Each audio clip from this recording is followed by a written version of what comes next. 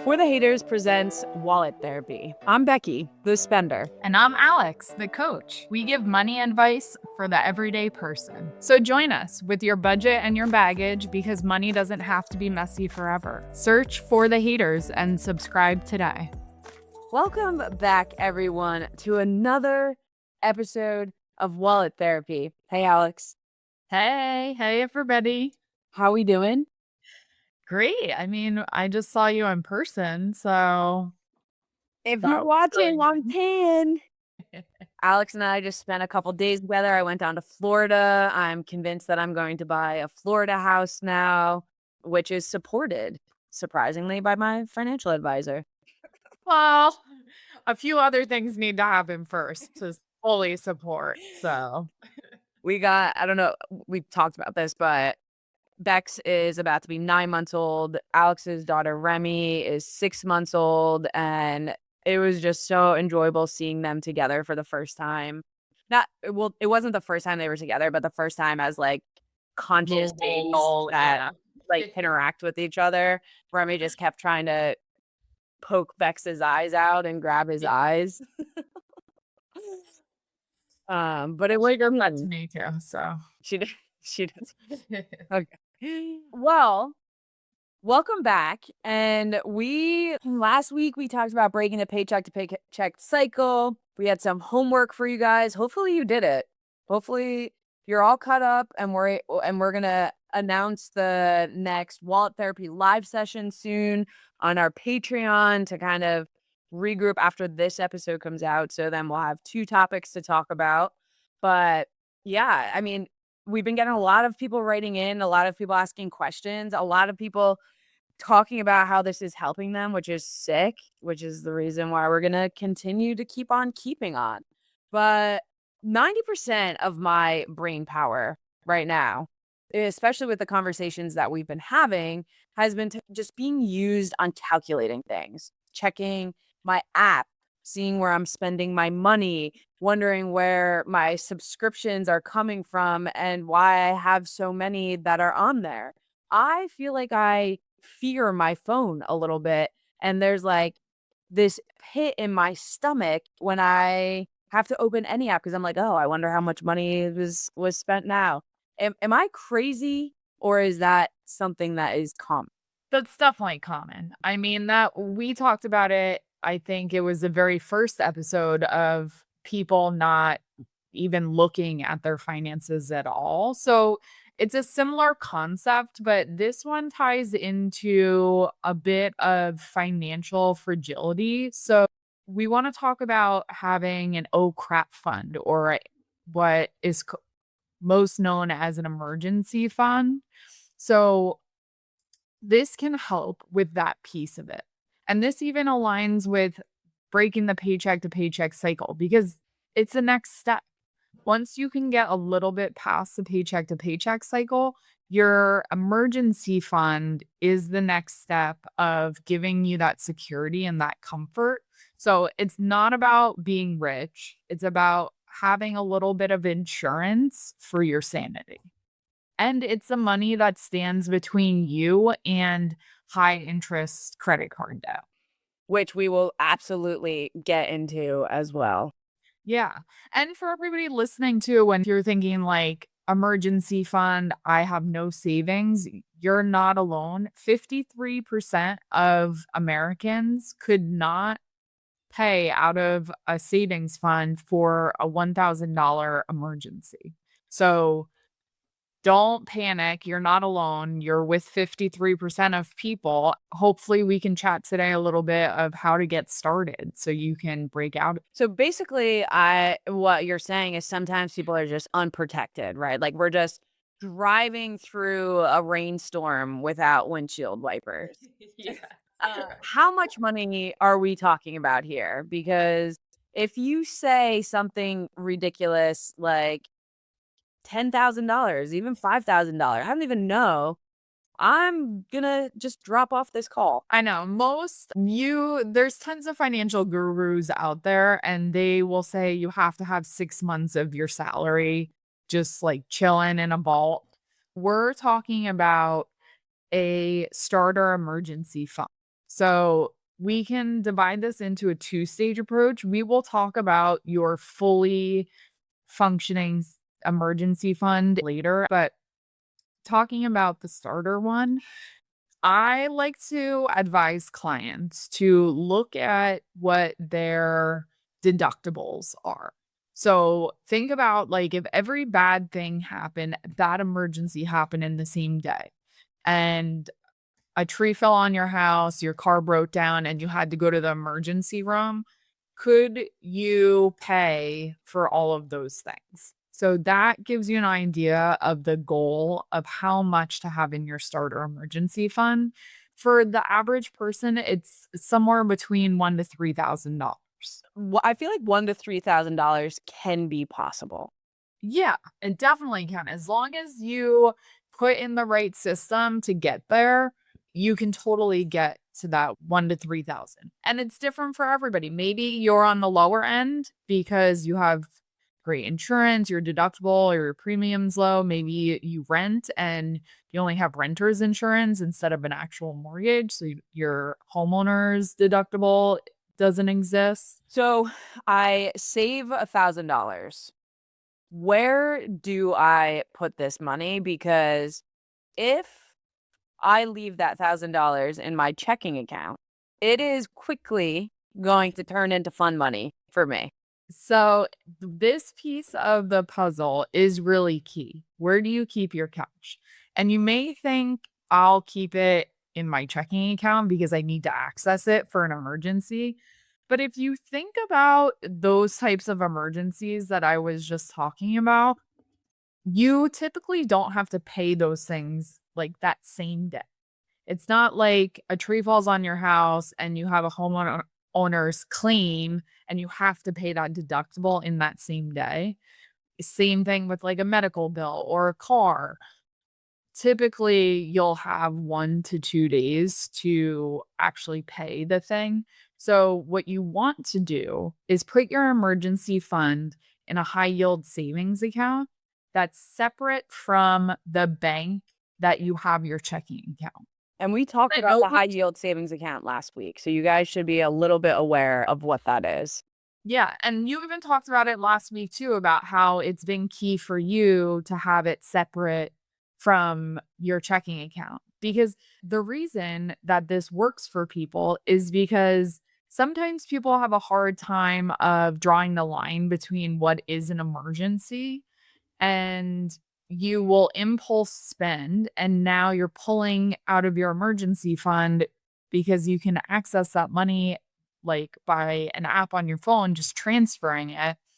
And now you've spent that money you really depend on as your security blanket for a real emergency. Mhm. So put it in a high yield savings account in a separate bank than what your bank is for your checking account.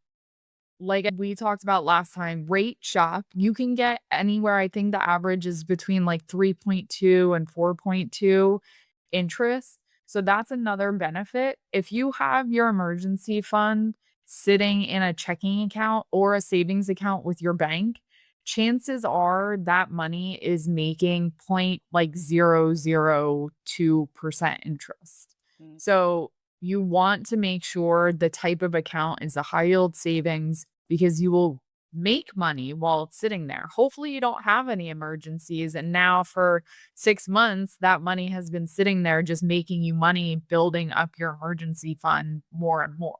I can promise you, if you're listening, it is an inconvenience to take money out of your savings account. And that has prevented me from spending money multiple times because of that 1 to 2, however many day transfers it takes to pull from that account back into your checking account. Like I did it. It wasn't like an emergency. I needed that money. It was like, oh, I have this money. Should I spend it? And then I'm like, oh, it's in my like I can't, like, I have to pull it out, and again, I've said this before, I have it set up to auto deduct monthly into my savings account, so I sometimes forget that it's over there, and then it's like, I remind myself, and then it's a comfort, like, I get a sense of comfort over like, knowing that I have some money saved. Yeah. Another thing to know about this starter emergency fund too is that this is a higher priority than paying off high interest credit card debt. You may think like any additional dollar you have, you should throw towards your credit card debt. And in most scenarios, that is true. But it's not true if you have a zero balance in your emergency fund. And the reason is because if you don't have an emergency fund, that means anytime an emergency happens, you're having to throw it on a credit card, and now you just keep digging the hole deeper and deeper and deeper, and that $1,000 emergency could end up costing you $2,000 on a high interest credit card. Mm. So, you need the system to work for you, and having the emergency fund to go to for emergencies instead of grabbing a credit card is the path and the steps. You could have this $1,000 emergency fund set up within a year. It's like put $25 a week away, right? Mhm. Start with anything. Having any emergency fund is better than no emergency fund. So if you're like, if $1,000 seems like this huge mountain to climb, shoot for $100 and then shoot for your next $100. I mean, seriously, start anywhere because the less that you have to grab a credit card to put something on, the better off you are because if you continue to use credit cards for emergencies, it will be very, very difficult to get out of debt, and you'll just continue down that cycle. If there's little bags of chips in my pantry, I am grabbing one of those. I don't keep snacks in my office because I will eat them. Always. I have carrots out here now because I needed something to kind of just have at my disposal. And that's how you can look at your savings, and that emergency fund is out of sight, out of mind, just like my overuse of snacking. Play a game. I'm at the mall and there is an outfit that is 70% off that I need for work. Is that an emergency? No, it is not an emergency. What about my best friend is having a 30th birthday party in Vegas and I didn't plan for it? Is that an emergency? Although some may think it is also not an emergency. So help me draw this line because I would have booked the first flight to Nevada. So when this comes up and you're in a situation where you're thinking, should I withdraw from my emergency fund? You can ask yourself three questions. Is this emergency, was it unexpected? So birthdays, holidays, those things are happen every year. You know they're coming, they're on the calendar. So not emergencies. Is it necessary? So we talked about in our spending plan having needs versus wants. A new show came out and it's on a streaming service that you don't have a subscription for. That is not a need, so not an emergency. And then is it urgent? Does it need to be fixed right now to avoid more cost or pain? So something like your car breaks down or a tree on your house. Food is urgent, but there's a line there. Ordering takeout and going out to eat are not emergencies. Noted. Looking it in, soaking it in, noting it all. So no to Vegas, but the scary noise that's coming from my fridge is making is a yes. Yes, you need a refrigerator, especially because the less you're eating out and the more food you have in your fridge and you're eating in, probably you're following your spending plan on your groceries budget. So I have to start acting more like an adult with my Yes, money. definitely. All right. I'm telling you, these are short-term pain for long-term gain. These are things that are going to help your mental health. Having that security of that little emergency fund is going to help your mental health. getting that blazer at the mall is less likely to help your mental health than having the security of an emergency fund. I also feel like sometimes saving money becomes almost sort of like an addiction. Like you can find that like healthy habit of that serotonin boost that comes with spending or not spending money, save. Sorry, my mind's just like spend the money, Becky. With saving money, right? Like I feel like I'm on that cusp of, oh, like this is really cool to have this money. Let me keep growing it and to feel what it feels like to like watch that number grow. Yeah, totally. That's part of the good money habits are those little motivational pieces that you can feed off of to keep going down a positive path. Okay, Alex, I've got my $1,000 fund. It's sitting there in my account on that top shelf where I cannot access it. But you mentioned earlier that the real goal is that 3 to 6 months of expenses. And but that number feels like a lot, right? Like it feels like I'm trying to build a fortress when I'm just trying to survive.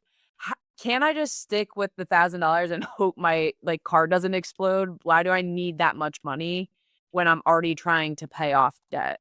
You would not do this. You would not build your fully funded emergency fund until you're out of debt because debt is high.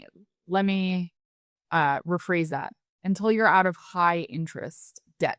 Mm. So that is probably for the average person, everything besides your mortgage, your credit cards, your school loans, your personal loans, sometimes car loans, depending on the debt itself. I would say anything that's over 8 to 10%, you want to tackle that debt. So first, your starter emergency fund, you get that 1 to 3,000 in the bank. Then you'll tackle debt. We'll talk about debt. I think we're going to do that on our next episodes. But after you're out of that high interest debt, then you want to fully fund an emergency fund.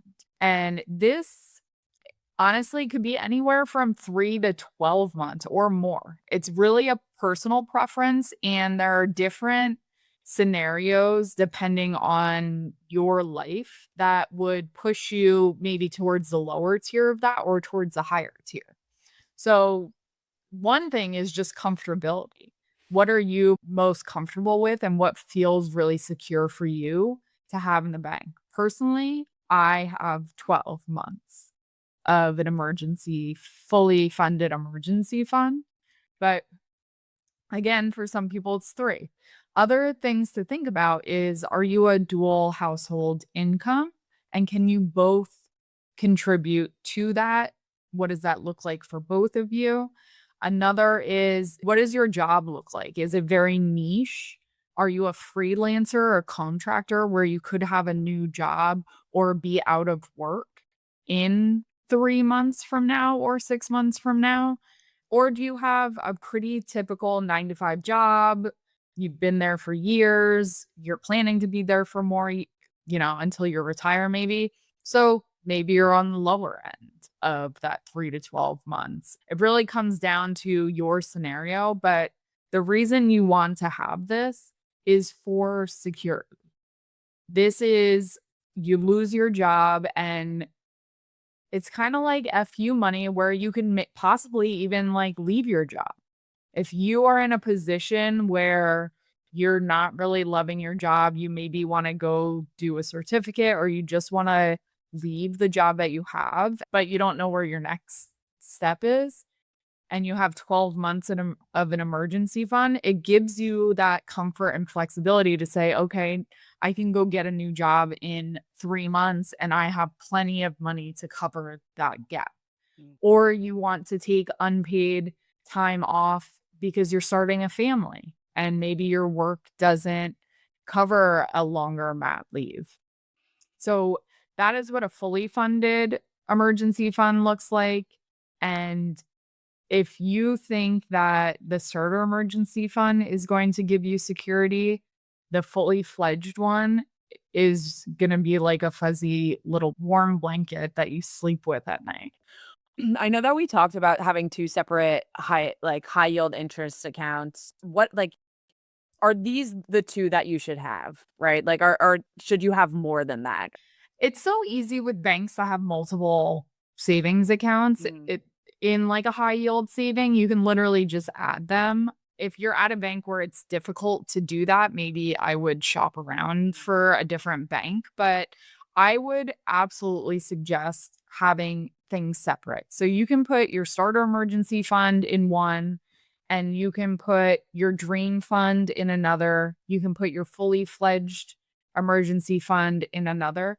It really helps people to visually see and separate the roles that these accounts are used for. yeah, I can see that. I could feel that too. I think I Yeah. just opened a separate one.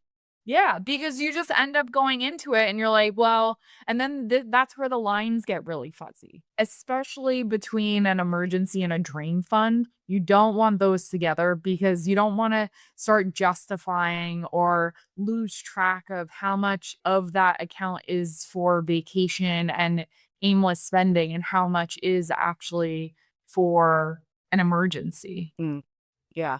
It's also just like a peace of mind of insurance too, right? Like it helps with that mental capacity and that weight and anxiety and frustration that comes along with money. It kind of eases those areas when you have that breakdown because you can visualize it, soak it in, and it's not as like all mushed together. And if you're thinking right now, like, how am I ever going to get 3 to 12 months of an emergency fund? And you're thinking that's impossible. Again, reminder, this is after you're out of debt. So go to your spending plan and look at how much you're paying right now on debt. And I guarantee that once you don't have that debt, you can transfer those payments as if you were still paying the debt into your emergency fund, and it will take no time for you to build up this emergency fund. I think at one point you were spending how much? Like that thousands of dollars, Becky, against credit card Yeah. debt, personal loan, making those payments, and then you've moved that over. Yeah. 3,000. I think it was like $3,500 a month. Yeah. So just imagine how quickly you can now build an emergency fund that's even 12 months of salary. Yeah. Yeah. All things are possible once these student loans are gone. That is the They will goal be gone. this year is fingers crossed student loans will be I hate student loans. But can we do an episode on student loans? Can we like I owe more money than I took out and that's fucking bullshit. So I've been paying them for 12 years. Yeah, it's listen, these companies out there, they have motivation to make money off of The you. United States government.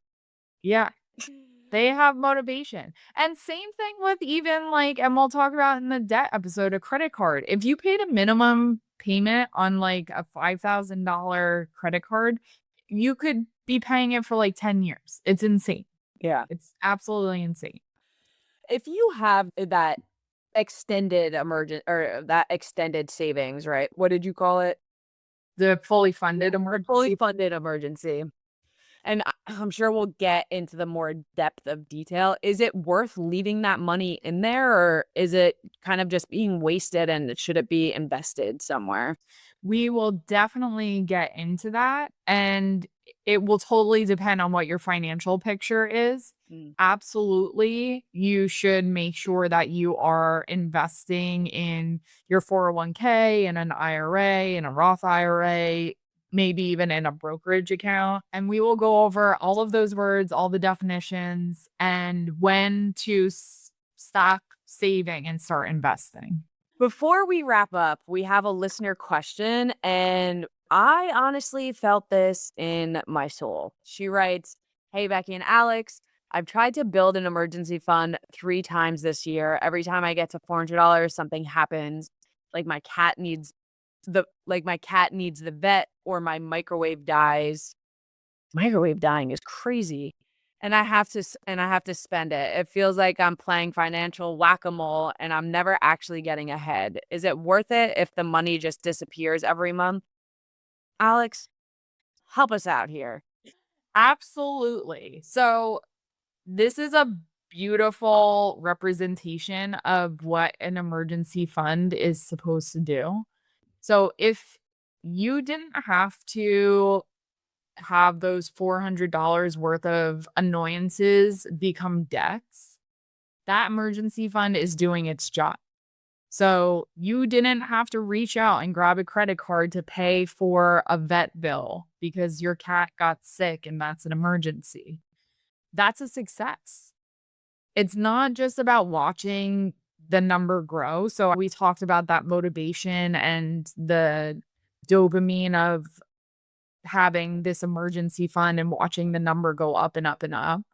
It's not always about that. Sometimes it's about the beauty of having $400 in an emergency fund that you can go completely clear out because of an emergency, but you didn't have to put it on a credit card.